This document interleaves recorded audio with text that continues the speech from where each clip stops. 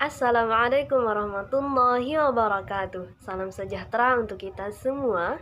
Yang terhormat Bapak Ahmad Sugianto SPD MPD serta teman-temanku yang berbahagia. Di sini kami dari kelompok 10 dalam mata kuliah belajar dan pembelajaran yang beranggotakan pertama ada Heni Nur Anggraini, yang kedua saya sendiri Nuza Imuna Hidayah, dan yang terakhir ada Siti Nur Sabah. Sebelum memasuki materi presentasi pada kali ini, saya sebelumnya ingin membahas terlebih dahulu nih mengenai komunikasi. Nah, komunikasi ini dapat menjangkau setiap sudut kehidupan manusia, tidak terkecuali dalam proses belajar. Proses belajar tidak akan berjalan tanpa adanya komunikasi. Para ahli teori komunikasi memang belum terlalu menjelaskan untuk merumuskan teori pelajaran. Namun, di dalam teori pelajaran terdapat atau mengandung teori komunikasi secara implisit, dan beberapa teori komunikasi tersebut sangat relevan dalam belajar. Sekarang ini kita mengenal teori pembelajaran yang lebih memusatkan pada pendidikan, psikologi, ataupun bidang kajian lainnya. Nah, di pembahasan presentasi pada kali ini, kelompok 10 akan membahas mengenai salah satu teori belajar, yang mana teori ini berakar dari psikologi yang akhirnya diaplikasikan dalam pendidikan. Nah, apa itu? Di sini kami akan membahas mengenai teori belajar sibernetik. Yang pertama, di sini saya akan membahas mengenai pengertian teori belajar sibernetik. Istilah sibernetika ini berasal dari bahasa Yunani, yaitu cybernetics, yang memiliki makna pilot atau supir. Teori belajar sibernetik adalah teori belajar yang berbasis teknologi dan informasi. Dan di sini dari sekian banyak para ahli yang mendefinisikan pengertian dari teori belajar sibernetik ini, salah satunya ada Stephen W. Littlejohn yang mendefinisikan sibernetika sebagai sebuah studi tentang aturan diri dan kontrol dalam sebuah sistem. Sibernetika sangat penting, karena itu sibernetika menjadi sinonim dengan teori sistem. Jadi, teori belajar sibernetik adalah teori belajar yang berbasis informasi dan teknologi. Teori belajar ini relatif baru nih dibandingkan dengan teori-teori belajar lainnya. Nah, teori ini berkembang sejalan dengan perkembangan teknologi dan ilmu informasi. Nah, kenapa jadi berkembangnya sejalan dengan perkembangan teknologi dan ilmu informasi? Karena basisnya teori belajar sibernetik ini adalah teknologi dan informasi. Nah, di dalam teori sibernetik ini mendefinisikan bahwasanya belajar itu adalah pengolahan informasi. Nah, asumsi lain dari teori sibernetika ini adalah bahwa tidak ada satu proses belajar pun yang ideal untuk segala situasi dan yang cocok untuk semua siswa, karena cara belajar sangat ditentukan oleh sistem informasi. Maksudnya, sebuah sistem informasi itu harus dikaji terlebih dahulu, mengkaji sistem informasi yang terkandung dalam materi pelajaran. Lalu ditentukan pendekatan belajar yang sesuai dengan sistem informasi tersebut seperti apa, apakah algoritmik atau heuristik. Karena mengingat tidak semua keadaan itu sama, dan tidak semua siswa itu dapat menerima hanya dengan satu sistem informasi saja. Nah, maksudnya seperti ini. Sebuah informasi mungkin akan dipelajari oleh seorang siswa dengan satu macam proses belajar nih. Dan informasi yang sama mungkin akan dipelajari oleh siswa lain melalui proses belajar yang berbeda. Seperti itu. Jadi maksudnya informasi yang akan didapatkan oleh siswa itu sama, namun proses untuk mendapatkannya, sistem informasi untuk mendapatkan informasi tadi yang berbeda. Oleh sebab itu, dikatakan tidak ada satu proses belajar pun yang ideal untuk segala situasi dan yang cocok untuk semua siswa. Lalu, teori sibernetik diimplementasikan dalam beberapa pendekatan pengajaran dan metode pembelajaran.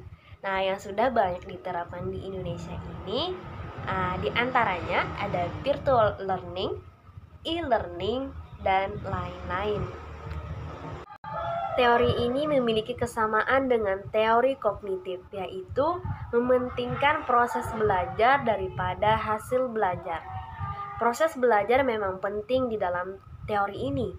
Namun, yang lebih utama lagi dan yang lebih penting lagi dalam teori ini adalah sistem informasi yang akan dipelajari oleh siswa.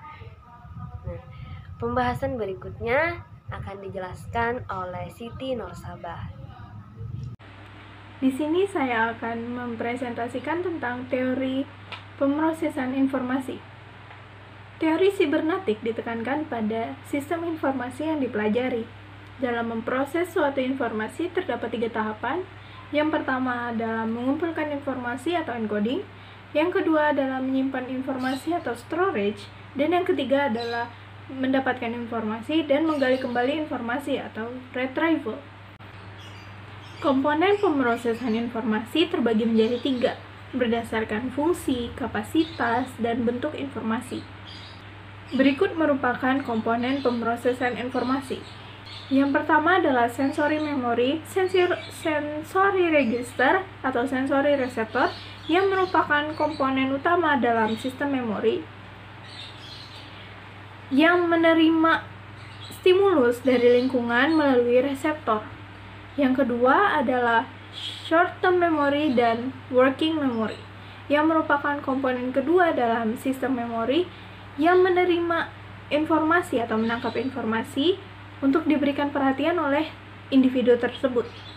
Dan yang ketiga adalah long-term memory, yang merupakan bagian dari sistem memori yang dapat menyimpan informasi dalam jangka waktu yang cukup lama dibanding dengan komponen pemrosesan informasi lainnya. C. Pengaplikasian teori belajar sibernetik dalam kegiatan pembelajaran. Teori belajar informasi termasuk dalam lingkup teori kognitif yang mengemukakan bahwa belajar adalah proses yang dapat diamati secara langsung dan merupakan perubahan kemampuan yang digunakan pada situasi tertentu. Tahap-tahap teori belajar ini dapat dimudahkan dengan menggunakan metode pembelajaran yang mengikuti urutan tertentu sebagai peristiwa pembelajaran. Implementasi teori sibernetik dalam kegiatan pembelajaran. Contoh implementasi teori sibernetik dalam pembelajaran dengan menggunakan monitor langsung atau dengan video call atau aplikasi Skype, Kuiper video, webcam, dan lainnya. Pendidik hanya membutuhkan latar monitor yang terhubung langsung dengan peserta didik, dan peserta didik juga harus memiliki fasilitas seperti laptop dan infocus yang terhubung langsung dengan pendidik. Di Indonesia, pengaplikasian teori sibernetik masih jarang sekali digunakan karena keterbatasan fasilitas yang kurang memungkinkan, sedangkan di negara-negara seperti di Amerika telah menerapkan sistem ini pada proses pembelajaran, mengajar, dan hasilnya sangat efektif. Ada 3 asumsi teori pemrosesan informasi. Yang pertama, bahwa antara stimulus dan respon terdapat suatu seri tahapan pemrosesan informasi di mana pada masing-masing tahapan dibutuhkan sejumlah waktu tertentu. Yang kedua, stimulus yang diproses melalui tahapan akan mengalami perubahan bentuk ataupun isinya. Dan yang ketiga, salah satu dari tahapan mempunyai kapasitas yang terbatas. Dari ketiga asumsi tersebut dikembangkan oleh teori tentang komponen struktur, dan pengatur alur pemrosesan informasi. Kelebihan teori sibernetik dalam kegiatan pembelajaran adalah yang pertama, setiap orang memiliki kesempatan untuk memilih model pembelajaran yang paling sesuai dengan dirinya. Yang kedua, pembelajaran dapat disajikan dengan interaktif, lebih menarik, dan komunikatif. Yang ketiga adalah dapat berkomunikasi dengan mudah dan dapat dilakukan di mana saja selama sarana dan prasarana yang ada itu mendukung. Dan yang keempat adalah ketika bertanya atau merespon, secara psikologis siswa tidak merasa tekanan berlebih dan dapat berani mengungkapkan apa yang ada di pikirannya. Kekurangan teori sibernetik dalam kegiatan pembelajaran. Yang pertama, pengetahuan dan pemahaman akan mekanisme ini sangat terbatas. Jadi, pengetahuan pelajar maupun pengajar dalam teori ini sangat terbatas sehingga di Indonesia tidak semua melakukan teori sibernetik. Dan yang kedua, keterbatasan kemampuan untuk menerapkan teori ini. Keterbatasan pengajar ataupun pelajar di sini tidak hanya tentang fasilitas, tapi juga pengetahuan. Mereka yang belum mampu menerapkan teori sibernetik. Dan yang ketiga, ulasan teori ini cenderung ke dunia psikologi dan informasi. Dalam teori sibernetik ini tidak membahas semua tentang umum, melainkan hanya cenderung ke dunia psikologi dan informasi. Sekian presentasi dari kami. Saya Nuza Imanah Hidayah mewakili seluruh anggota kelompok 10 meminta maaf apabila terdapat salah kata maupun perbuatan ketika kami melaksanakan presentasi ini. Semoga materi yang kami sampaikan dapat bermanfaat untuk kita semua. Dan akhirul kalam, wassalamualaikum warahmatullahi wabarakatuh.